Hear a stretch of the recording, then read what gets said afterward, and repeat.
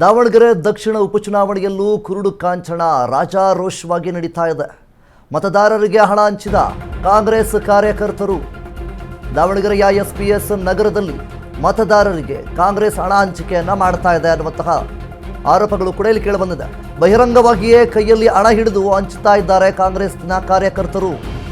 ಹಣ ಹಂಚಿದ ಕಾಂಗ್ರೆಸ್ನ ಪಾಲಿಕೆ ಮಾಜಿ ಸದಸ್ಯ ಪಾಮಿನಹಳ್ಳಿ ನಾಗರಾಜ್ ಕೈ ನಾಯಕರು ಹಣವನ್ನು ಹಂಚಿಕೆಯನ್ನು ಮಾಡ್ತಾ ಇದ್ದಾರೆ.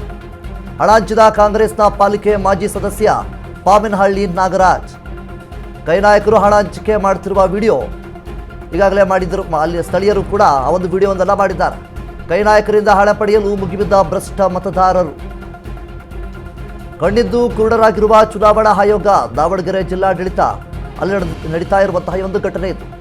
ದಾವಣಗೆರೆ ದಕ್ಷಿಣ ಕ್ಷೇತ್ರದಲ್ಲಿ ಉಪಚುನಾವಣೆ ಕಾವು ರಂಗೇರಿದ ಈ ಒಂದು ಸಂದರ್ಭದಲ್ಲಿ ಅಂದರೆ ಇವತ್ತಿನ ದಿನ ಮತದಾನವನ್ನು ಎಲ್ಲರೂ ಕೂಡ ಮಾಡ್ತಾ ಇದ್ದಾರೆ.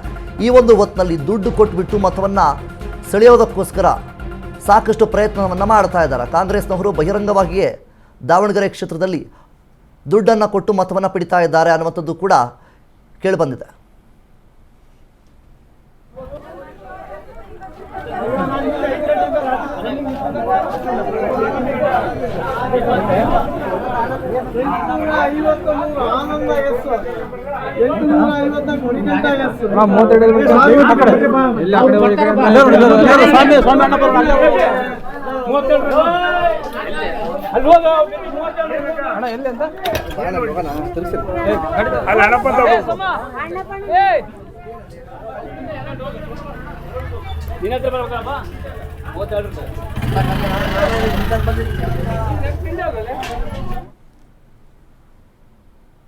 ಇದರ ಬಗ್ಗೆ ಇನ್ನೂ ಹೆಚ್ಚಿನ ಮಾಹಿತಿ ನೀಡೋದಕ್ಕೆ ನಮ್ಮ ಪ್ರತಿನಿಧಿ ದೀಪಾ ನಮ್ಮ ಜೊತೆ ಇದ್ದಾರೆ. ದೀಪಾ, ಮುಖ್ಯವಾಗಿ ದಾವಣಗೆರೆ ದಕ್ಷಿಣ ಕ್ಷೇತ್ರದಲ್ಲಿ ಇವತ್ತಿಗಾಗಲೇ ಮತದಾನ ಏನು ಮಾಡ್ತಾ ಇದ್ದಾರೆ.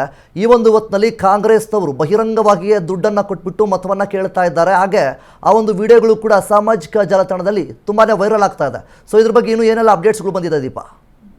ವಿನೋದ್, ಎಸ್ಪಿಎಸ್ ನಗರ ಏನು ಬರುತ್ತೆ ದಾವಣಗೆರೆಯಲ್ಲಿ, ಅಲ್ಲಿ ಹಣ ಹಂಚಿಕೆ ಮಾಡ್ತಾ ಇರುವಂತಹ ಒಂದಿಷ್ಟು ವಿಡಿಯೋಗಳು ಹೆಚ್ಚಿನದಾಗಿ ವೈರಲ್ ಆಯ್ತು. ಅಂದ್ರೆ ಪ್ರಮುಖವಾಗಿ ಮಧ್ಯದ ಹಂತಕ್ಕೆ ಚುನಾವಣೆ ಬಂದಿದೆ. ಪ್ರಮುಖವಾಗಿ ಏನು ಬೆಳಗ್ಗೆಯಿಂದಲೂ ಕೂಡ ಈ ರೀತಿಯಾದಂತಹ ಯಾವುದೇ ವಿಡಿಯೋಗಳಾಗ್ಲಿ, ಈ ರೀತಿಯಾದಂತಹ ಯಾವುದೇ ಪ್ರಕರಣಗಳಾಗ್ಲಿ ನಡೆದಿರ್ಲಿಲ್ಲ. ಆದ್ರೆ ಮಧ್ಯಾಹ್ನದ ವೇಳೆಗೆ ಇಂತಹದೊಂದು ಪ್ರಕರಣ ನಡೆದಿರುವಂತಹದ್ದು. ರಾಜಾರೋಷವಾಗಿ ಬಹಿರಂಗವಾಗಿ ಹಣ ಹಂಚಿಕೆ ಮಾಡ್ತಾ ಇರುವಂತಹದ್ದೆಲ್ಲೋ ಒಂದ್ ಕಡೆ ಉಪಚುನಾವಣೆಯ ಕಣ ಏನಿದೆ ಅದು ಯಾವ ಮಟ್ಟಿಗೆ ಬಂದು ನಿಂತಿದೆ ಅನ್ನುವಂತಹದ್ದು ಗೊತ್ತಾಗ್ತಾ ಇದೆ. ಆದ್ರೆ ಇದಕ್ಕೆ ಚುನಾವಣಾ ಆಯೋಗ ಯಾವ ರೀತಿಯಾಗಿ ಕ್ರಮ ವಹಿಸುತ್ತೆ ಅನ್ನುವಂತಹದ್ದು ಮುಖ್ಯವಾಗುತ್ತೆ.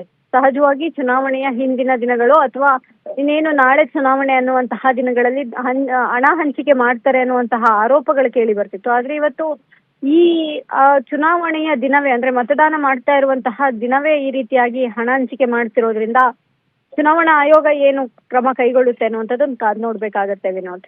Thank you Deepa.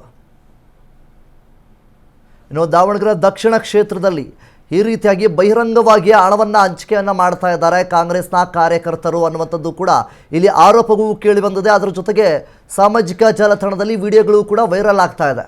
ಒಂದು ಪ್ರಜಾಪ್ರಭುತ್ವದ ಹಾದಿಯಲ್ಲಿ ಬರ್ತೀವಿ ಅನ್ನುವಂಥ ನಿಟ್ಟಿನಲ್ಲಿ ಮಾತುಗಳನ್ನು ಅಷ್ಟೇ ಮಾತಾಡ್ತಾರೆ, ಉದ್ದುದ್ದ ಭಾಷಣವನ್ನು ಬಿಗಿತಾರೆ. ಆದರೆ ಇಲ್ಲಿ ನಡೀತಾ ಇರೋದೆಲ್ಲ ಈ ರೀತಿಯಾದಂತಹ ಘಟನೆಗಳು.